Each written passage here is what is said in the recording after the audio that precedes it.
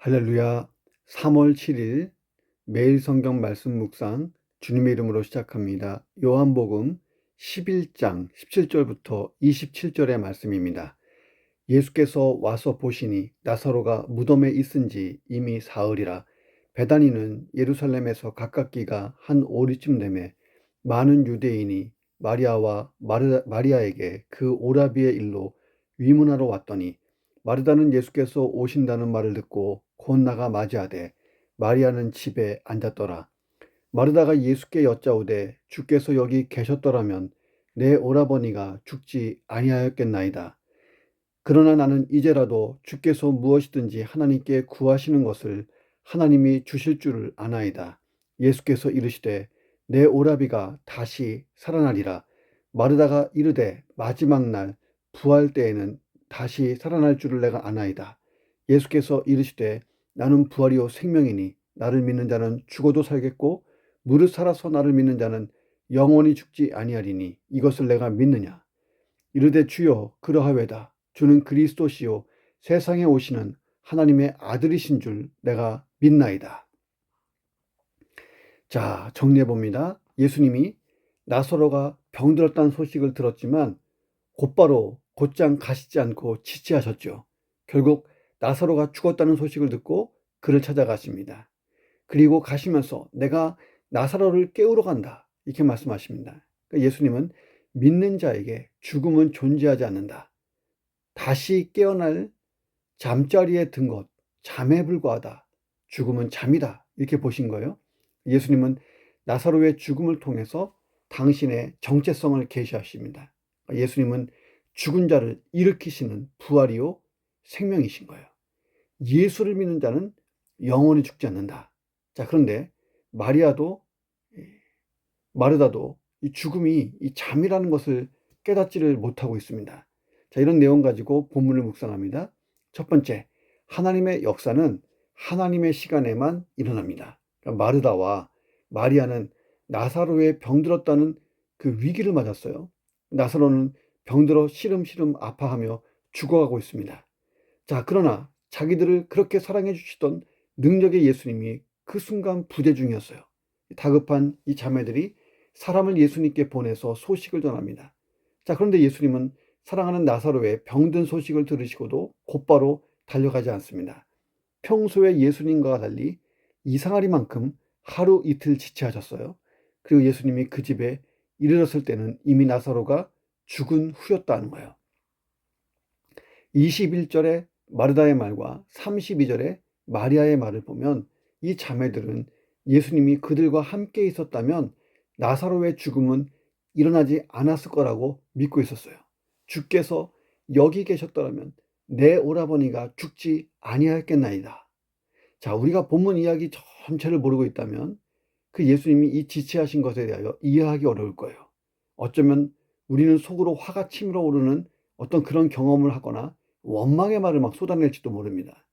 아니, 나사로를 죽도록 이 방관했다고 예수님을 몰아세우는 유대인들처럼 행동했을지 몰라요. 자, 그러나 예수님의 지체하심은 이유가 있었다. 본문은 그렇게 증거합니다. 4절에 보니까 이 병은 죽을 병이 아니라 하나님의 영광을 위하며 하나님의 아들이 이로 말미암아 영광을 받게 하려 함이니라. 그러니까 예수님은 하나님의 영광의 때, 즉 하나님이 작정하신 때를 기다리고 계셨다는 거예요. 그러니까 베드로후서 3장 8절에 보면 이 말씀이 나옵니다. 사랑하는 자들아, 주께서는 하루가 천년 같고 천년이 하루 같다는 이 한 가지 사실을 잊지 말라고 기록되어 있습니다. 자, 하나님의 시간은 우리가 생각하는 1시간, 2시간, 24시간, 한 달, 두 달, 크로노스, 우리가 알고 있는 지금 이 시간이 흐르는 것처럼 직선적으로 가는 그런 시간이 아니고 하나님의 시간은 카이로스예요. 시간을 초월한 시간입니다. 자, 그러니까 하루가 천년 같고 천년이 하루 같다는 거예요. 때때로는 우리가 너무 급해서 하나님을 찾아요. 근데 하나님은 여유 있게 우리를 다루실 때가 있어요. 자, 그때는 마치 하나님이 안 계신 것처럼 부재 중인 것처럼 부재 상황처럼 느껴지기도 합니다. 그러니까 마치 하나님과 내가 숨바꼭질하는 것처럼 느껴질 때도 있어요. 그러니까 시편 기자가 그렇게 고백한 적이 있죠. 이리로 가도 하나님은 안 계신 것 같고 저리 가도 하나님은 안 계신 것 같고 반대로 하나님은 굉장히 급하신데 우리가 그 하나님의 타임을 몰라서 여유 있게 행동할 때도 있어요. 자, 우리가 기억할 것은 하나님의 역사는 하나님의 시간에 반드시 일어난다 하는 거예요. 자, 그런데 하나님의 침묵, 부재, 이 숨바꼭질을 경험할지라도 하나님의 역사가 일어날 시간이 되면 그 결과는 무엇입니까? 예. 자, 하나님의 시간이 되었을 때 나사로가 부활했어요. 이 나사로의 부활은 이제 예수님의 부활을 예고하고 있습니다. 자, 그리고 예수님의 부활은 곧 우리들의, 저와 여러분의 부활을 예고하고 있다는 거예요. 자, 하나님은 하나님의 시간에 하나님의 것을 주신다는 거예요. 그것은 우리 인생의 최고의 선물로 다가오는 것입니다. 로마서 8장 28절은 하나님을 사랑하시는 자, 곧 그의 뜻대로 부르심을 입은 자들에게는 모든 것이 협력하여 선을 이루느니라, 이렇게 기록되어 있는 것입니다. 자, 우리는 이렇게 기도해야 돼요. 하나님의 역사는 하나님의 시간에 일어난다는 것을 믿게 하여 주옵소서. 그리고 그 시간을 우리가 알도록 긍휼을 더해 주십시오. 그리고 그 시간까지 내가 잘 인내하도록 도와주옵소서. 자, 이 가스펠송의 가사가 있잖아요. 주님의 시간에 그의 뜻 이루어지기 기다려. 하루 살 동안 주님 인도하시니 주 뜻 이룰 때까지 기다려. 그때를, 그의 뜻 이루어지기를 기다려. 주의 뜻 이루어질 때 우리들의 모든 것 아름답게 변하리. 기다리라는 거예요. 하나님의 시간에 역사는 반드시 일어나는 거예요. 자, 지금 내 인생에도 답답하고 답이 없는 시절을 지나간다면 하나님의 시간을 기대하며 반드시 응답하시는 하나님의 약속의 말씀을 붙들고 우리가 그날까지, 그 시간까지 인내하여 반드시 하나님의 역사를 경험하기를 주의 이름으로 축원합니다. 두 번째, 예수님은 부활이요 생명이시라는 거예요. 17절 보세요. 예수께서 와서 보시니 나사로가 무덤에 있은지 이미 나으리다. 자, 이 구절은 나사로가 죽었다, 나사로 죽음의 확실성을 말하고 있어요. 그러니까 유대인들은 죽은 당일 시체를 묻는 관습이 있었습니다. 탈무드에 따르면 유대인들은 7일 동안 깊은 애도의 시간을 가져요. 그리고 30일 동안 가볍게 또 애도의 시간을 갖습니다. 예수님은 나사로의 죽음과 부활을 통해 당신의 정체성을 계시하신다. 오늘 본문에 나옵니다. 뭐라고? 예수님 말씀하시는 거예요. 나는 부활이요 생명이니 나를 믿는 자는 죽어도 살겠고 살아서 나를 믿는 자는 영원히 죽지 아니하리라. 예수님의 이 말씀의 핵심이 뭐예요? 예수님은 믿는 우리들에게 죽음이 끝이 아니라고 말씀하신 거예요. 성경은 모든 사람이 육체의 죽임을 당할 거라고 말해요. 왜냐하면 이 육체의 죽음은 태초에 하나님이 정하신 거예요. 아담과 하와의 범죄 이후에 하나님이 정하신 불변의 법칙입니다. 그러나 성경은 증거요. 성도의 육체적인 죽음은 신령한 몸, 영의 몸, 부활의 몸으로, 예수님의 몸으로 부활하기 위한 하나의 과정이라는 거예요. 이에 대해서 사도 바울이 고린도전서 15장 42절부터 44절에서 증거했습니다.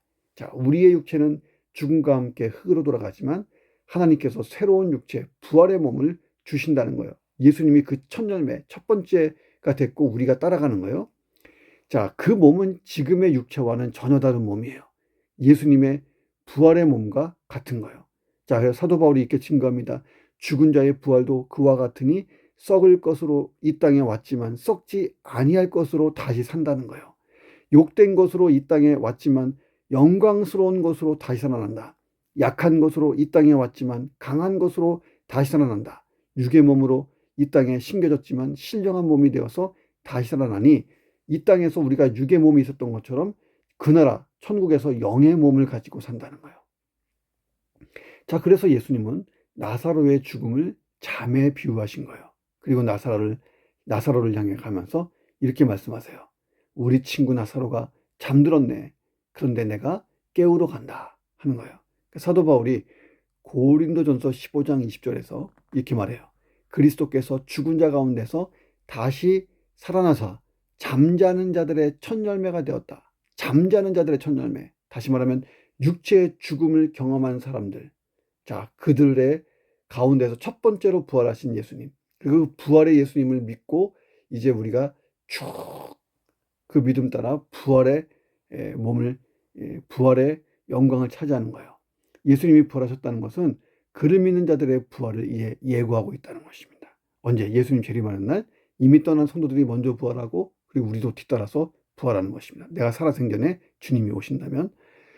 바울은 이 부활 사건이 우리의 소망이라고 친 거예요. 만일 그리스도 안에서 우리가 바라는 것이 다만 이 땅, 이 세상의 삶뿐이라면 모든 사람 가운데 우리가 더 불쌍한 자가 아니겠냐는 거예요. 자, 우리는 죽음을 위해 가는 사람이 아니에요. 자, 부활을 위해서 가는 사람이에요. 죽음이 끝이 아니고 우리는 부활이 끝이에요. 자, 그래서 우리는 산 소망을 가진 자들인 것입니다. 혹 우리가 살아가는 날에 예수님이 재림하시면 우리는 육의 죽음을 보지 않고 바로 육의 부활, 영화롭게 될 그 예수님의 몸을 입는 그 부활로 나아갈 거예요. 무릇 살아서 나를 믿는 자는 영원히 죽지 아니한다. 예수님 말씀하셨잖아요.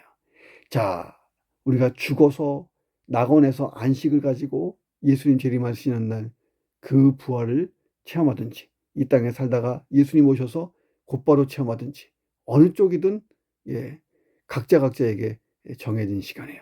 그런데 중요한 것은 반드시 부활이 있다는 것입니다. 예수님과 같은 신령한 몸, 강한 몸, 영화로운 몸, 거룩한 몸을 가지고 천국에서 영원히 사는 것입니다. 그 몸은 다시 아프거나 상하거나 깨지지 않는, 부패하지 않는 그런 몸입니다. 아담과 하와로부터 따라온 그 죄성이 없어진, 깨끗한, 죄를 짓고자 하는 그 죄성 자체가 없어진 완전한 몸인 것입니다. 그런 신령한 몸을 사모하며 또 그 천국을 사모하며 우리 주와 함께 영원히 있을 그날들을 사모하며 오늘도 화이팅 하시기를 주 이름으로 축원합니다. 세 번째, 믿는 신앙, 현재적인 신앙, 실제적인 신앙을 가져야 된다는 거예요. 그러니까 바른 신앙은 알고 있는 신앙이 아니라 믿고 있는 신앙이에요. 21, 22절에 기록된 마르다 고백 보세요. 주께서 여기 계셨더라면 내 오라버니가 죽지 않았을 것입니다.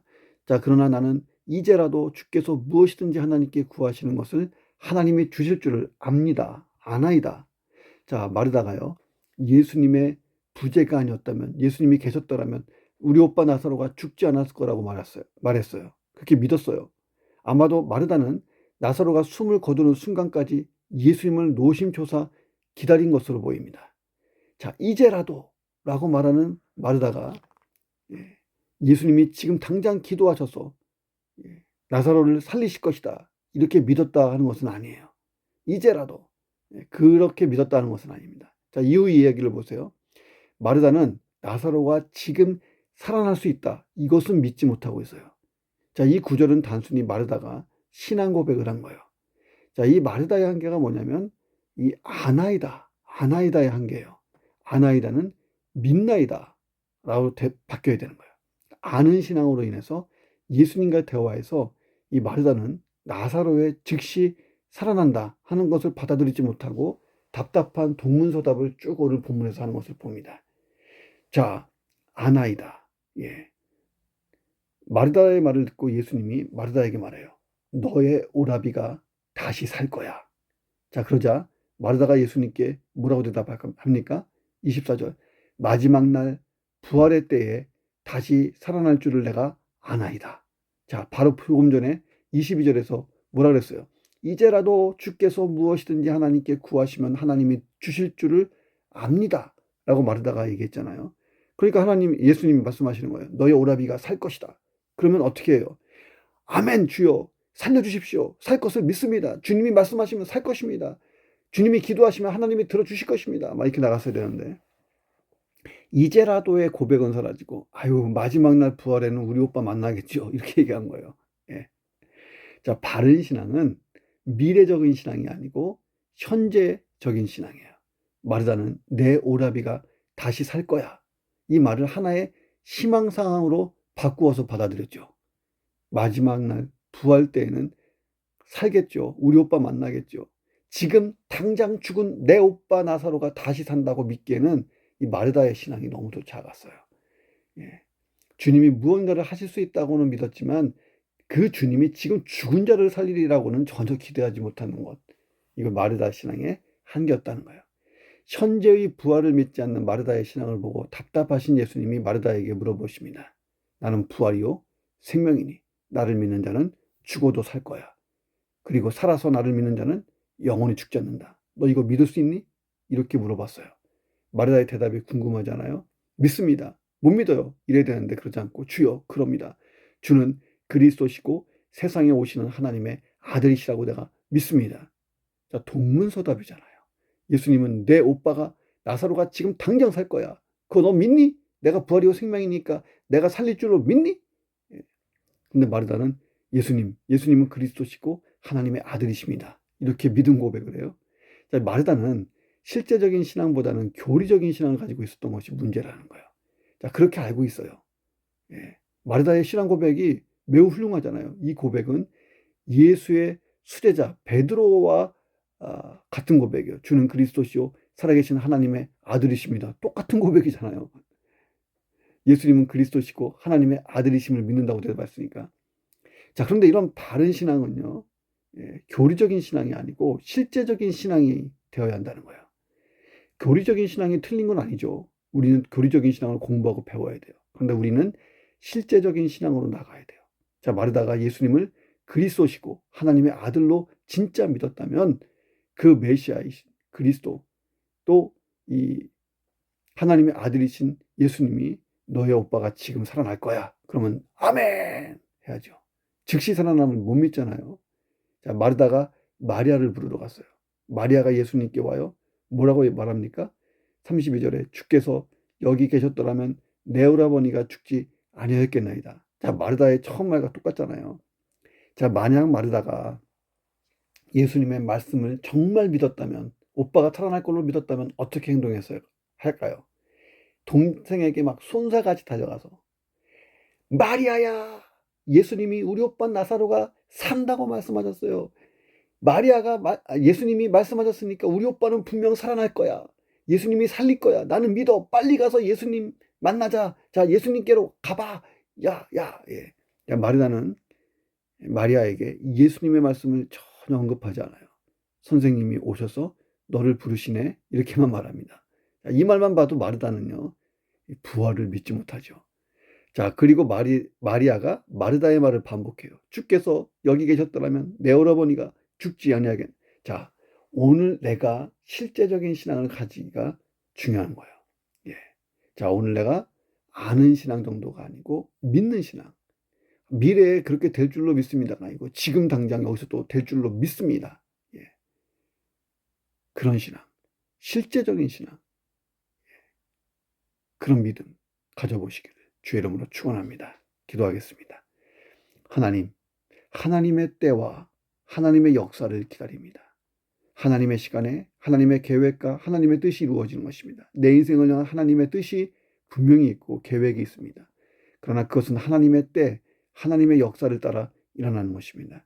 하나님, 그 시간을 맞추어 살며 하나님, 내 믿음과 인내가 더 깊어지게 하시고 하나님의 때, 하나님의 역사를 반드시 경험하게 되는 위대한 신앙 되게 도와 주옵소서.